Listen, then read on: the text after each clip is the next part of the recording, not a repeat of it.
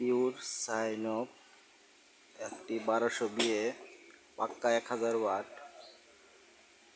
একটি 1200 বিএ একটা 1000 watt DSP IPS যদি আপনাদের বানিয়ে নেওয়ার ইচ্ছুক তারা আমাদের সাথে যোগাযোগ করুন। একদম অল্প বাজেটে আপনাদের কাছে আমরা এগুলা বিক্রি করে দেব। আপনাদের আমাদের হাতের নিজে বানানো মেশিনটি অনেক ওজনের, প্রায় 11 থেকে 12 কেজি ওজনের, অনেক শক্তিশালী।